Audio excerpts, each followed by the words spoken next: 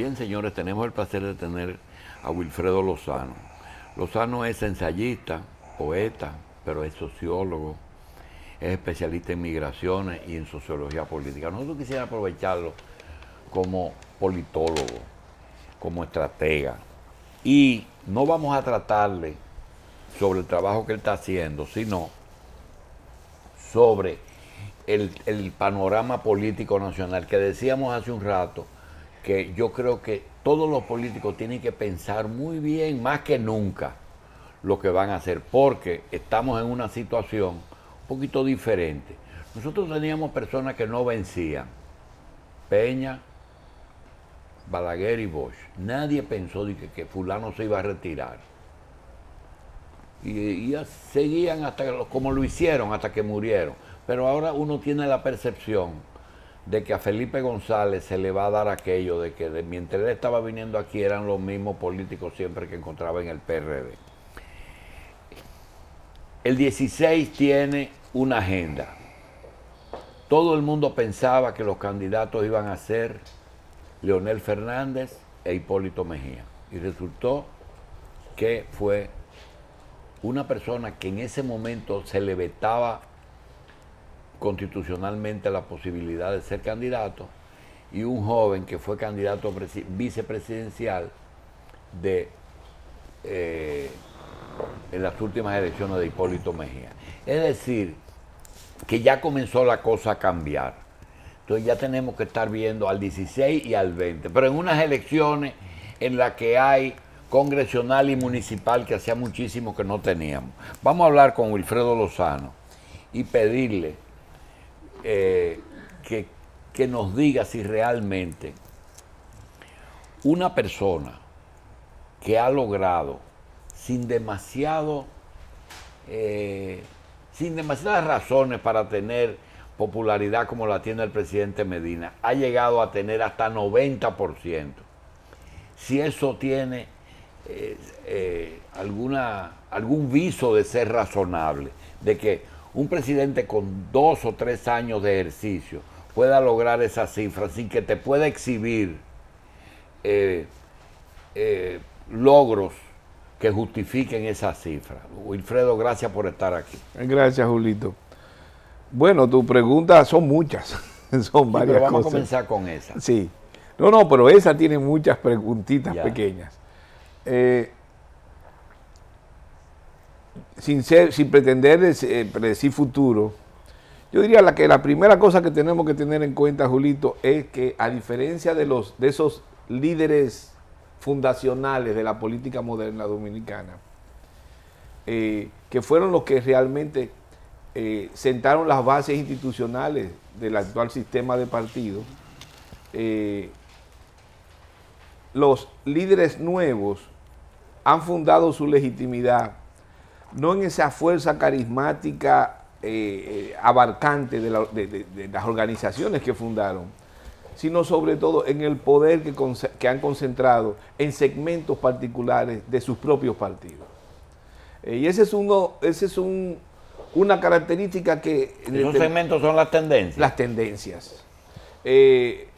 Entonces, de entrada, el liderazgo de hoy, a diferencia del liderazgo clásico de ayer, es un liderazgo que no tiene una capacidad de convocatoria sin cuestionamiento, una legitimidad, digamos, generalizable a toda la organización.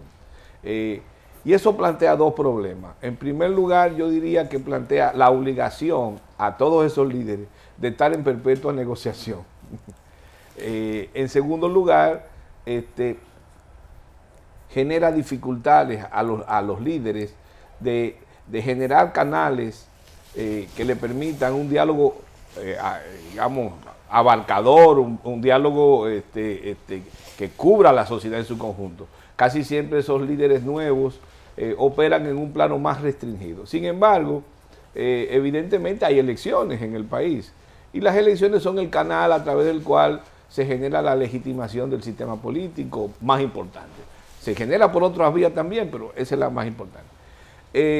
La novedad del punto que le preocupa a Julito es ese 90% eventual que en algún momento tuvo Danilo. En primer lugar, fue un 90% eventual. No ha permanecido. Sí, de un momento. Fue un momentito. Y esto tiene mucho que ver con el contexto en que se dio eso que tú señalas.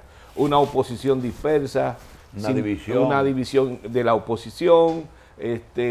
La situación era mucho mejor que hoy desde el punto de vista económico, una serie de cosas. Pero tampoco Danilo, cuya fuerza política y simpatía me parece clara, escapa a esto que hemos razonado.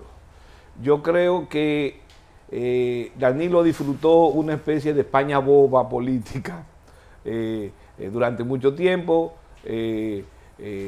en un periodo donde la oposición no tenía, era como esos boxeadores que le dan un golpe que era un poco atontado y tienen que esperar que toquen la campana. Pero en ese momento la oposición tenía quien le haga el trabajo, porque internamente tenía problemas. Exactamente. Y entonces, había una posición real ahí adentro. Ahora, yo creo que hoy día eso no es tan así. Tiene al frente un joven líder, un joven emergente, que tiene una serie de características interesantes que no vamos a discutir. Nosotros vamos a entrar ahí, pero ya entendemos que fue una fotografía del momento del 90. Sí. Yo quiero plantearte algo. Mira, hay algunos sectores de la vida nacional, pública, que sin ser militantes o dirigentes de organizaciones políticas, tienen incidencia en todo lo que es política. Son tres sectores que a mi juicio tienen incidencia.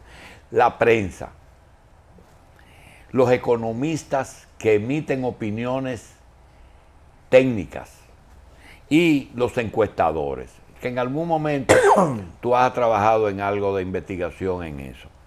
Esos tres sectores generalmente nos presentamos como sectores imparciales. Dice, esto es prensa, libre expresión y difusión del pensamiento, pero de buena primera yo me declaro y salgo del closet y digo que yo soy danilista. Hay economistas que tienen obligación de trabajar para grupos y se limitan a veces en sus análisis, en lo que publican y en lo que firman.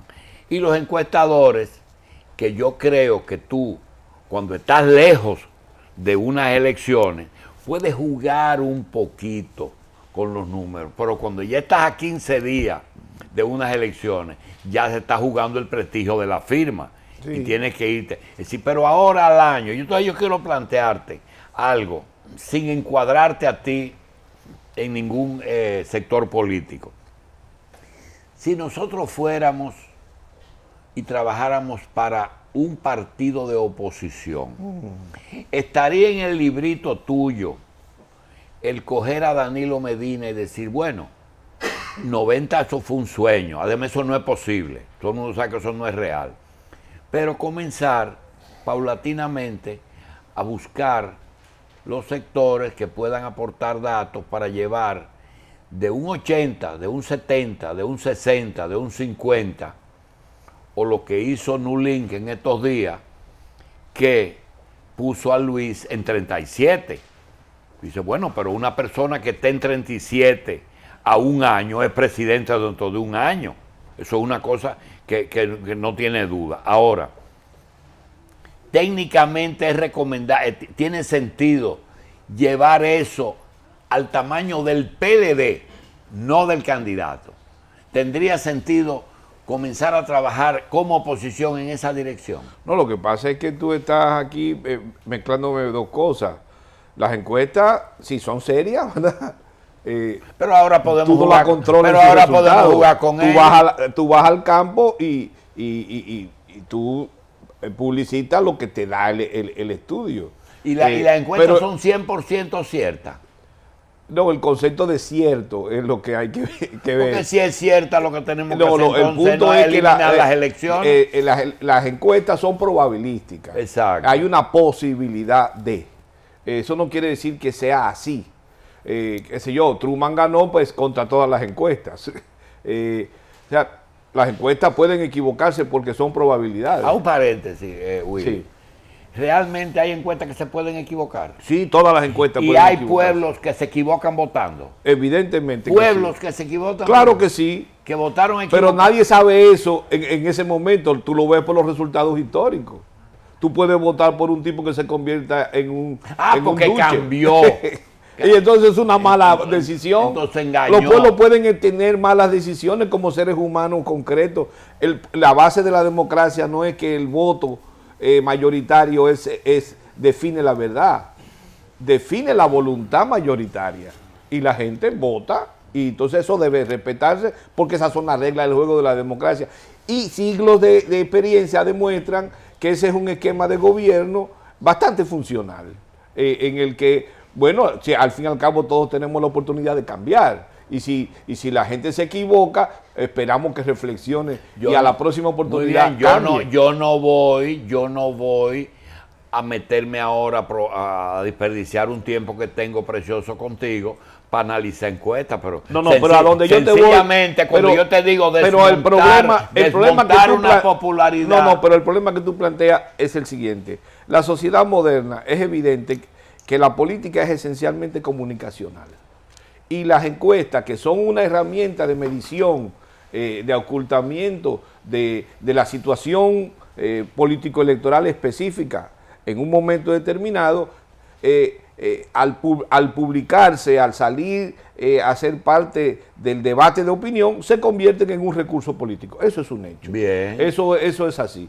Como también lo es las opiniones de los economistas, que por el hecho del lugar que ocupa la economía en sociedades como las nuestras, modernas, muy volátiles, donde los intereses económicos están a la orden del día de cada uno de los individuos, bueno, pues tienen un peso importante en esa decisión. Wilfredo, otro punto.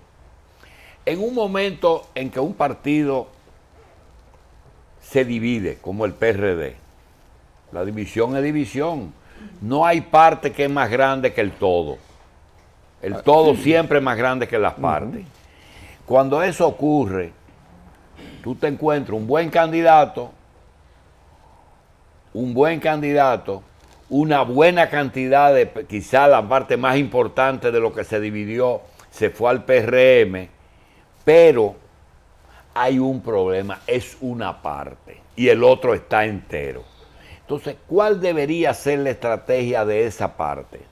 Crecer uniéndose a la parte que se desprendió, y no se puede. No se puede porque no se pudo. Es decir, volver a ser uno solo. O tratar de que el otro se divida. Esa es una posibilidad, propiciar una división, Leonel Danilo, para que entonces juguemos a 4 pedazos. Tampoco se pudo.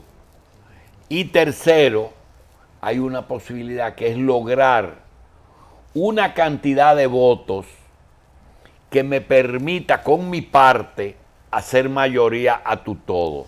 Me refiero, si yo consigo, tenemos 2 millones de votos seguros cada uno, no importa quién sea el candidato. Esas 2 organizaciones tienen 2 millones, porque Hipólito tuvo 2 millones y está con Luis. Danilo tuvo 2 millones, Leonel tuvo 2 millones, pero al que gane le faltan 400,000 votos.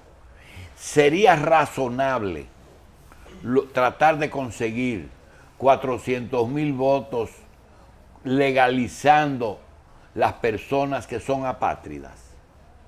Bueno, son 2 cosas que tú me estás planteando. Pues 2 cosas. La primera, en relación al PRD, yo diría, como Balaguer en su tiempo, el punto central es el voto silente. El punto central es la cantidad enorme de gente que no tiene esa identificación partidaria y que tú te tienes que ganar. Más que estar peleándose por ganar una fracción de una fracción. Yo creo que es un partido de oposición inteligente que viene de una división como la que tú acabas de narrar. Lo importante es más que jugar a ganarse un pedazo de aquel o dividir al contrario. Lo que tiene que ganarse al electorado. Yo diría que esa sería la decisión inteligente. Esa sería la decisión de Balaguer. Pero eso es retórica. No. Eso no es práctica. No. Si tú te pones a ver, el PRM no hace mucho escarbando en lo que queda del PRD que dirige. Mira, tú no eres improvisador. Sí. Y hay dos cosas que tú sabes bien y que quizás convenga o no convenga. Pero número uno, en los dos casos que pusimos, en conseguir el voto silente o en documentar haitianos apátridas. No, pero esa no la hemos discutido. No, en los dos casos, Wilfredo, eso se dividiría siempre proporcionalmente en las dos organizaciones. Nadie asegura que el voto silente es de uno solo. A veces hay silente quizá del gobierno. Balaguer siempre decía que el silente era de él. Y no era así. Mira, lo que dicen los números es que está creciendo en este país la cantidad de votos inseguros. Eso está creciendo. Cuando Danilo tenía 60 y pico, 70, era más restringida esa franja. Hoy día está creciendo. Me parece que eso es un hecho. No forzosamente eso implica que ha crecido la oposición. Un poco está estático Danilo. Lo que está creciendo es la incertidumbre de un sector. Entonces, ese es un punto que me parece importante, Julito. Ahí no nos equivoquemos. El segundo punto que a ti te preocupa, que es el asunto de la patria. Nadie puede predicar nada en el sentido de que ese voto de los descendientes de inmigrantes, para ser más precisos, se va a mover para aquí o se va a mover para allá. Yo creo que ese voto es muy heterogéneo. Por ejemplo, yo siento que lo realista de parte de la oposición es ver que el presidente ha ganado mucho espacio en los descendientes de inmigrantes que tienen derecho a votar, con sus medidas de la ley 169, etcétera. Yo creo que él ha ganado. Uno de los beneficios de Danilo Medina políticamente en las medidas que la sentencia 168 lo obligó a tomar, es que él ha logrado ganar espacio político significativo con esas medidas. Me parece que eso es así. Posiblemente en el PRM haya una fracción que se puede beneficiar, que se ha acercado al PRM, pero incluso yo diría que como parte de la sociedad, ese voto de la inmigración, del descendiente de la inmigración nacido aquí, es un voto inserto en la sociedad y está dividido. Al punto de que, acuérdate que en los años 70, quien se beneficiaba de ese voto era Joaquín Balaguer. Era Balaguer que legalizaba con Fernando Álvarez haitiano en el CEA. Ese punto cambió a partir de los 90, cuando emergió Peña como una alternativa política de poder real. Ahí comenzó a haber una influencia, vamos a llamarle socialdemócrata, para ponerle un nombre, en ese segmento. Y yo no creo que, sin embargo, esto haya cambiado de forma tal que el voto de la inmigración, vamos a llamarle así, sea un voto que se mueve como uno mueve la palanca de un carro. No anda junto tampoco. No anda junto. Yo creo que eso, el que lo vea de otra manera, creo que se equivoca. Es mi impresión. Bien. Wilfredo, tú conoces algo de migraciones. ¿Tú consideras que esto es totalmente aparte de la política local, tú consideras que para que haya tranquilidad migratoria de allá a aquí, el gobierno dominicano tendrá que seguir teniendo influencia en la elección de candidatos en Haití? En Haití. Mira, yo creo que nosotros jugamos a la coyuntura perpetua con ese tipo de lineamientos estratégicos. Nosotros tenemos que comenzar, que ordenar la casa, independientemente de lo que pueda pasar en Haití o en Estados Unidos. Nosotros necesitamos tener políticas coherentes y estables. Nosotros necesitamos generar medidas que aseguren una frontera en la que nosotros tengamos un margen razonable, ni siquiera total, sino un margen razonable de control del movimiento de gente. Y esto no depende de que yo apoye a tal o cual partido en Haití. Sería irresponsable hacer depender una política migratoria de cosas de ese tipo. Yo creo que lo importante, y creo que el país ha comenzado en ese sentido. Yo creo que las medidas, dentro de lo que yo creo que es el perjuicio general de la sentencia con su acción retroactiva, la sentencia tiene elementos, la sentencia 168 del Tribunal Constitucional ha tenido cosas muy importantes. Por lo pronto obligó al Ejecutivo a tomar las medidas que tenían que tomar hace 10 años, desde el punto de vista del ordenamiento, de lo que podríamos llamar el orden migratorio. Y esto no necesita esperar a que en el país emisor ocurra un evento u otro. Yo creo que sería insensato trabajar por ese lado. Ahora, si nosotros, yo creo, y esto va más allá de la migración, tenemos que generar políticas estables y coherentes hacia Haití y no estar todo el tiempo improvisando reactivamente a lo que pasa en Haití o a las acciones que hagan los haitianos. Nosotros tenemos que tener nuestras propias estrategias, nuestros propios objetivos de mediano y largo plazo, que pauten las respuestas que nosotros demos a las coyunturas. De lo contrario, vamos a estar siempre improvisando y vamos en consecuencia a estar actuando con márgenes de errores muy altos. Y creo que eso está pasando hoy día. Si bien el presidente ha politizado el tema, yo creo, el tema migratorio, sacándole beneficios, si bien él ha logrado unificar una voluntad nacional en torno a su figura, no lo es menos que nosotros no estamos tan simpáticos en el orden internacional y tenemos que generar políticas más inteligentes para responder a ese frente. Ahora, esto no quiere decir que nosotros tenemos que abandonar nuestra soberanía nacional, esto no quiere decir que nuestros intereses como Estado tienen que ser metidos en la gaveta, no, todo lo contrario. Pero si nosotros no podemos estar jugando todo el tiempo a la política en cosas como esta. Se ha sostenido desde hace tiempo, doctor, que la República Dominicana necesita un cambio efectivo que pueda ser capaz de plantearse, resolver los problemas fundamentales que afectan a la República Dominicana. Sí. Yo he planteado además que hay un problema de confianza de la población de cara a sus dirigentes. ¿Usted cree que el licenciado Luis Abinader va a generar la suficiente confianza como para agenciarse ese 30% o 35%, una parte importante de esa atención electoral que no tiene una inclinación y que está ávida de que alguien con propuestas interesantes pues se acerque a ellos?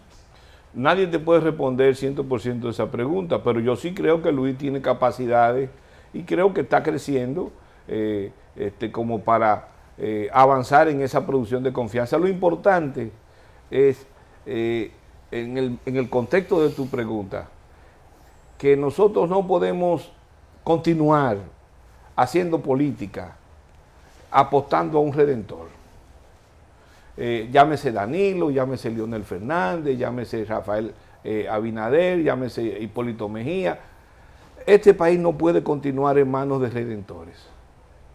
Necesitamos elegir líderes responsables, personas que conozcan su limitación, que entiendan que tiene 4 años para hacer algo y que su programa es finito, que no crea que debe quedarse ahí toda la vida como el hombre que va a resolver todos los problemas, o la mujer que va a resolver todos los problemas. En la medida en que nosotros como nación podamos ir reconociendo eso, vamos a ir avanzando en el camino de producir esa confianza. De lo contrario, vamos a vivir en una permanente incertidumbre porque sencillamente no hay líderes redentores que resuelven todos los problemas de una nación. Y realmente nuestra composición política, ¿tenemos líderes políticos o tenemos muchos dirigentes?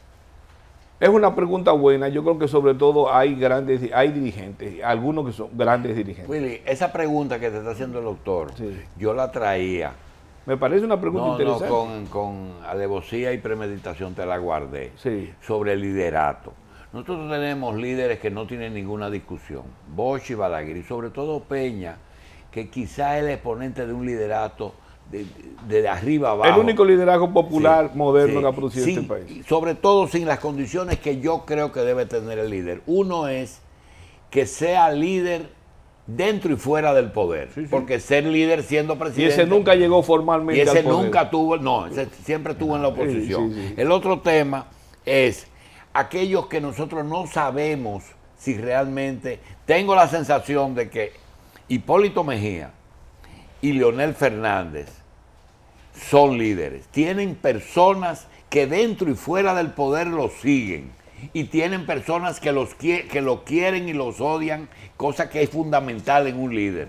El líder tiene Para mí es eso. Ahora, ¿tú crees que Danilo ya es líder o es un dirigente? Es la primera vez que un activista llega al poder. Mira, yo creo que con Danilo no se puede subestimar a Danilo. Danilo no es simplemente un activista. Danilo construyó el PLD burocrático moderno. Gran parte del mecanismo organizacional y político que motorizó al PLD para que llegara por primera vez Leonel al poder, lo organizó Danilo. Era parte de ello. O sea, no nos descuidemos, no es simplemente un activista, no, es un dirigente en el ese sentido. En el caso con Danilo. Ahora, en el caso y los líderes surgen de maneras diversas. Yo creo que el liderazgo de Danilo tiene mucho que ver con su contexto de jefe organizativo de su aparato político. Bien. Willy, en el caso de Guzmán, Salvador, Luis y Miguel Vargas, muchos de ellos, en el caso de Miguel, por ejemplo, se llegó a creer que él era líder. Él realmente se equivocó ahí.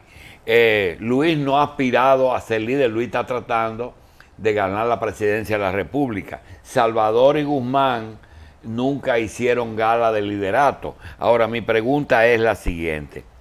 En este momento, tú que dices que aquí lo que se necesita es un gobernante, ¿quedan líderes? En el contexto en que tú lo planteas, no, ¿verdad? No. Ahora, yo te reitero que en los ejemplos que tú das de don Antonio, de Salvador y de Luis, esos tres contextos se acercan a la idea que yo he estado planteando, de que lo que necesitamos son gobernantes responsables, que sepan la limitación temporal, humana e institucional que tienen en su ejercicio de gobierno, que no aspiren a ser el que maneja la yunta de buey y narigonea a la vaca, sino sencillamente dirigentes que le tocó asumir la conducción de la nación durante un periodo determinado y tiene un objetivo limitado. En la medida en que podamos encontrar muchos así, este país va a avanzar y este país va a ir adquiriendo mayor confianza en sí mismo. Lo contrario me parece una apuesta en que nos vamos a estar mordiendo el rabo todo el tiempo de la... Alfredo, tú conoces que antes de conectar en un toma corriente una clavija, uno generalmente mira... Tú miras los tres, si tiene claro, dos o tres. Sí, y si entra. Eso mismo pasa con los políticos. Tú dices, caramba, qué bien ha acomodado la clavija de Hipólito al pueblo. Es decir, un hombre que realmente es elemental. Sin embargo, es líder y ha tenido 3 veces la oportunidad de sacar 2 millones de votos. Tú puedes decir, bueno, en el PRD, sí, pero en el PRD Peña Gómez y Jacobo se dividieron y no lograron ningún efecto. La pregunta tiene que ser ¿cómo es posible que una persona que haya logrado ese nivel de liderazgo, de buenas a primeras, pierda una convención de una persona que realmente no tenía ningún arraigo y que es hechura de él mismo? Porque quien le dio luz verde a ese liderato o esa candidatura fue Hipólito.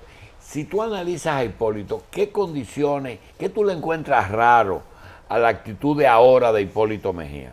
No, yo creo que eso expresa su grandeza. O sea... no, yo no discuto su grandeza, discuto su actitud. No, yo creo que es una actitud política inteligente. Realmente perdió la convención y sencillamente... Sí, pero antes de perder la convención, él no tenía que perder la convención. Pues ya eso es más especulativo. Julito, ya ahí podemos, Luis le ganó una ahí convención. Podemos tener, ahí podemos tener un desayuno en Adrián, sí. Varios desayunos, sí. Y no llegar a acuerdo. Es decir, el hecho que controlamos, el hecho objetivo que tenemos al frente es que perdió la convención.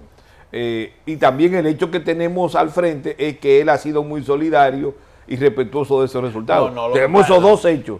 Ahora, la discusión puede ser en interpretar esos dos hechos. No, lo no. otro es especulativo. Pasa lo siguiente, mira, yo no sé cómo tanto conocimiento de béisbol. Yo soy malísimo. No, pero yo te voy a poner un ejemplo. Yo te puedo hablar de Nisovic, que Alequine, pero te voy a poner un ejemplo de béisbol. Cuando un equipo se descarta, que tiene que seguir jugando, ¿tú entiendes? Termina el campeonato, clasificó a alguien, pero hay que llenar el calendario. Tú te encuentras que ya despachan los importados. Sí, te entiendo, pero ¿a eso dónde no vas? quita la fanaticada de ese equipo. Sí, sí, sí. ¿Qué pasó que Hipólito despachó los importados y prefirió perder? Esa es una interpretación tuya. Sí, eso no quiere decir que son los hechos. interpretación del doctor. Esa es una interpretación tuya. Lo que vuelvo al punto es que lo que yo tengo que apreciar es por qué Hipólito, con ese liderazgo, habiendo sido derrotado en una convención legítima, en que todo el mundo estuvo de acuerdo en que puede tener sus alzas o sus bajas, pero la gente estuvo de acuerdo en que más o menos estuvo bien. Fue dirigida esa convención por gente seria, que nadie cuestionaba. Hipólito sencillamente aceptó esos resultados. Eso quiere decir muchas cosas. Eso quiere decir que eso engrandece el liderazgo de Hipólito, número uno. Esto también dice que Hipólito es un político realista y más práctico de lo que nosotros pensamos. Él ejerce un liderazgo en este país que nadie se lo puede quitar, y además está dando un ejemplo de una conciencia histórica del lugar que le ha tocado vivir, formidable. Pónganse a pensar, si esto hubiera ocurrido en el PLD, se hubiera armado un reperpero. Esto que estamos describiendo hubiera sido un reperpero. Entonces, como ocurrió en el PRM, parece como que eso no tiene trascendencia. Eso sí tiene trascendencia, y eso expresa un ejercicio de la política distinto, un tipo de ejercicio de la política capaz de llegar a entendimiento, por Dios, capaz de producir un consenso. Y yo creo que además del lado de Abinader hay una conciencia clara del peso específico del liderazgo de Hipólito, y en eso no se pierde, ni tampoco debe perderse Luis Abinader. Y yo creo que felizmente esas son buenas noticias. Si tuvieras que identificar 3 ejes fundamentales para una estrategia política electoral que pudiera contribuir a desmontar al presidente Danilo Medina de la guagua en que está montado, ¿cuáles serían? Es muy complicado, pero yo te diría, uno, acercarme más a la sociedad y menos, aunque arme mi aparato, aunque cuestione mi aparato, aunque busque aliados, el punto es acercarse sobre todo a la sociedad organizada, sindicatos, empresarios, y de alguna forma de generar un diálogo, un esquema de relaciones diferentes con la sociedad y con la gente. Primer punto. Número 2, me concentraría en un programa positivo. No perdería mucho tiempo en la lógica de perpetua acusación de que el gobierno la hace mal aquí, la hace mal allí. Sobre todo plantearía lo que falta. Ese sería un segundo punto. Y un tercer punto, yo trataría de ganarme sobre todo a los 2 segmentos que deciden del punto de vista demográfico y sociodemográfico los votos, jóvenes y mujeres. Wilfredo, ¿qué cantidad en porcentaje tú consideras que hoy día, en el año 2015, tienen las 2 organizaciones duro de voto, es decir, como organización? Oye bien, que cualquier candidato, no importa quién fuere, tendría un mínimo de porcentaje en las 2 organizaciones, PRM y PLD. En el caso del PLD es claro que son un 40 y tanto. De una u otra forma hay como un 40%. En el caso del PRD histórico era alrededor de más o menos 43 igual. Por ahí. Sí. Lo que pasa es que en el caso del PRM, que es el partido de oposición con más fuerza, aquí como un partido nuevo, los números lo que te indican es Nuevo que el es candidato nombre, tiene no el más partido. peso que el partido. El nombre es el nuevo, el partido es el mismo. Sí, estoy de acuerdo. No, yo lo que he dicho, yo un poco en broma. ¿Qué porcentaje tiene? El Luis tiene más porcentaje Que el PRM. que el PRM. Ajá. Sí, sí. Entonces el sector externo de Luis es fuerte. No, el sector externo es un fenómeno normal que un partido que está formándose, en este caso el candidato tenga... ¿Tú crees que Luis hoy tiene más de un 30? Sí, indudablemente. Pero no un 40. No, creo que no. Bien, Yo he visto estudios. Pero una persona que tenga un 35 a un año es una segunda vuelta. Bueno, Luis tiene que apostar a la segunda vuelta. Eso me parece claro. Y está claro también que, acuérdate que Hipólito, un año antes, le llevaba 30 puntos en un momento a Danilo, y Danilo ganó. Wilfredo, tú siempre... O sea, en esto hay que Tú tener estás mucho caracterizado que tú siempre antepones lo que tú crees a lo que tú quieres. cuidado. Ajá. Yo quiero que tú lo hagas ahora y me digas, ¿qué posibilidad tienen las organizaciones políticas, de nuevo, Sí. de ganar o perder dependiendo de las alianzas?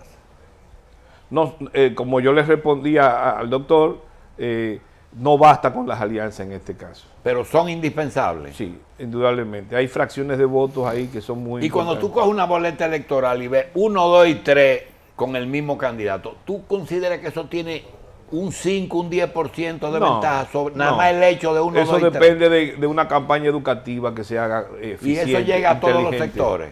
Yo creo que sí. Por ejemplo, la posición del PRM es la número 15. Y una campaña, a mí se me ocurre. El 15 por el 15 es muy efectivo. Entonces, Sí. o sea, se puede educar a la población.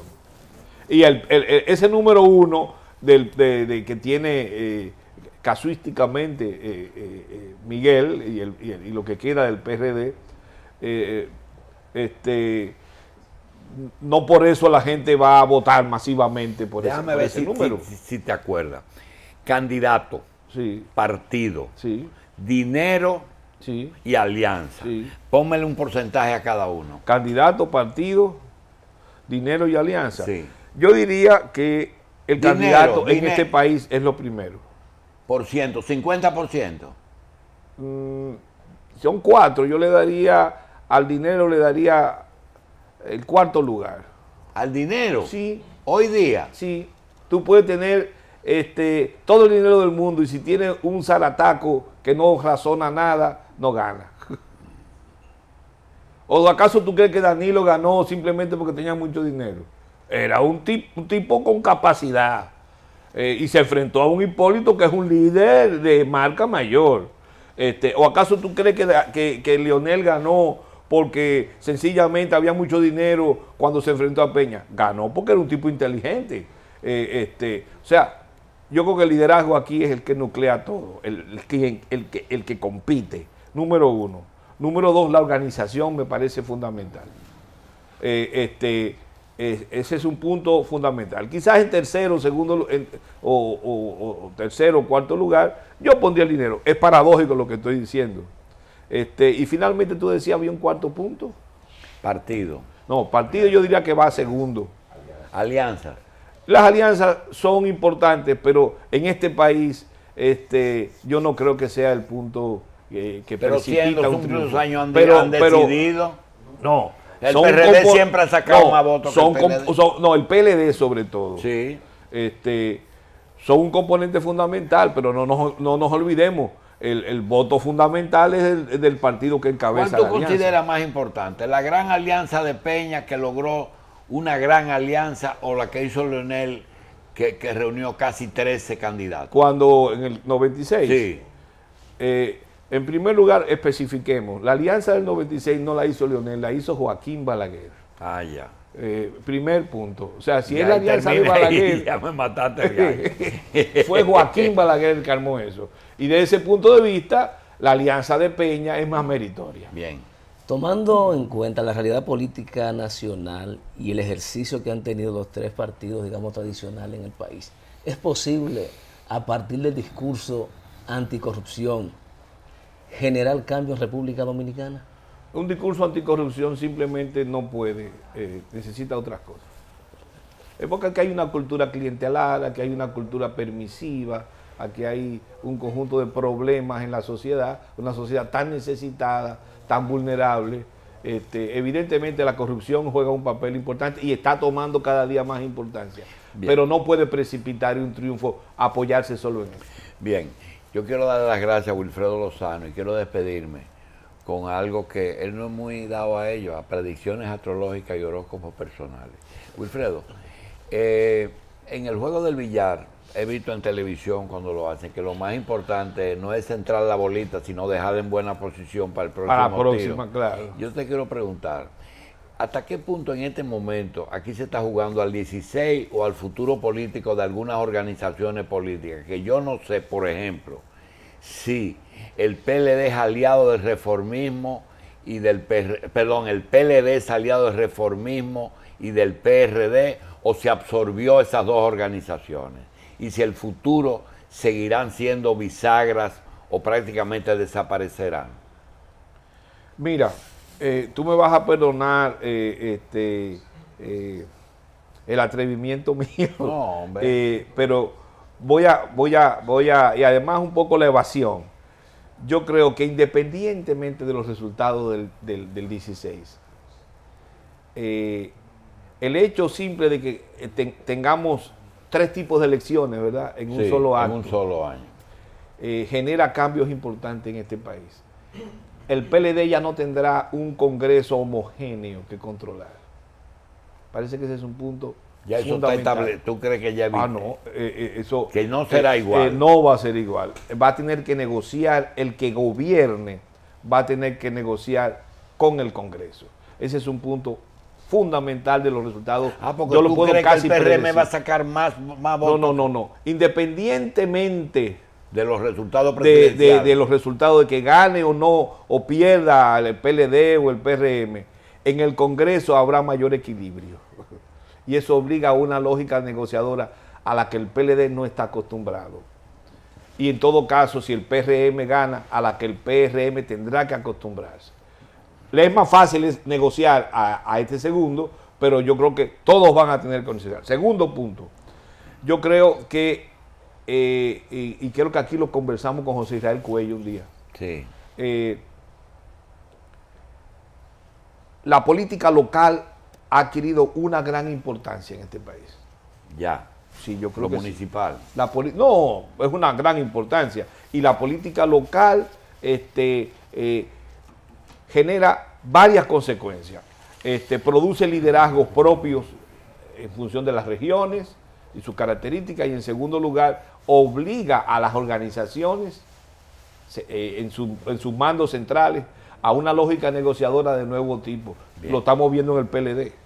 Ese problema lo estamos viendo claramente. Y eso cambia cualquier predicción a la que tradicionalmente estamos nosotros acostumbrados. Pero hacemos pacto de las corbatas azules, no hay problema. Yo no creo que va a ser tan fácil. Gracias, Wilfredo. Gracias. Gracias a ti. Vamos a una pausa y regresamos en un momentito.